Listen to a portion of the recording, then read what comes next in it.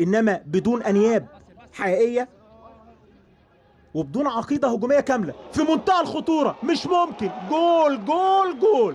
احمد سعد كده قال لك انا فض الاشتباك وتخبط الكوره في عبد الله السعيد ولا عبد الظاهر. هنشوف كده الهدف الاول للنادي الاهلي. وده احمد سعد اللي غلط في اللعبه اللي فاتت. ادي لعيبه حرس الحدود اللي ضغطوا نفسهم بدون داعي وبيخبط الكوره في احمد عبد الظاهر عشان النادي الاهلي يسجل هدف. يعني لسه بقول النادي الاهلي هجماته هاديه، مفيش العقيده الهجوميه، وانما الاخطاء الدفاعيه هي بقى اللي تخلص لك، او اخطاء حراس المرمى. احمد سعد الدنيا يعني ضيقت بيه ويخبط الكوره في عبد الظاهر عشان يبقى الهدف الاول للنادي الاهلي مع منتصف الشوط الثاني. اتقسم حتتين، او الوقت اللي احنا لعبناه 36 دقيقه. هنشوف الهجمه عماد متعب، وادي الاخطاء الدفاعيه اللي بيضغط دلوقتي لعيبه الاهلي. تريزيجيه خطيره ممكن يحطها هناك. المتابعه وليد سليمان. جول جول جول. الهدف الثاني للنادي الاهلي. انما تريزيجيه راح هو اللي عمل المشوار، وادي على طول وليد سليمان اللي جاب الجون. رايحين لتريزيجيه.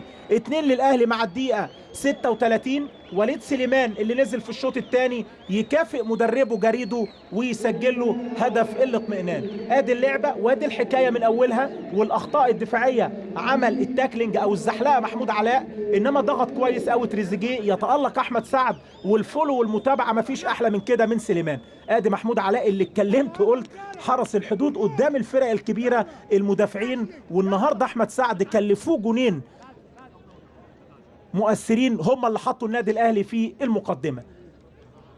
الجون الثاني وليد سليمان مع تبديل ثالث هيعمله دلوقتي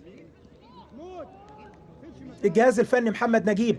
هنشوف هيلعب على حمال في الجبهه الشمال ودخل ديفونيه في القلب، وطارق ابو العز اللي بيكمل هجوميا. انما الهجمه خطيره خطيره. تريزيجيه ممكن الثالث. جول جول جول.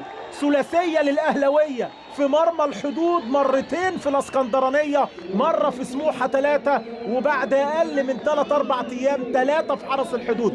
تريزيجيه هو اللي بيختمها وهو حسن الختام للاهلاويه. تريزيجيه تريزيجيه من حقك يا ابني. انما التمريره ايه مش ممكن. ضربت كل المدافعين وضربت كل الفرقه واستحاله من الفوضى والاندفاع. يا سلام يا محمد يا رزق. حلوه حلوه التمريره. هنشوفها تاني من الاول. وادي تريزيجيه الاستلام والثبات وحطها حلوه حلوه. الجون الثالث محمود تريزيجيه للقاء الثاني على التوالي بيسجل النهارده.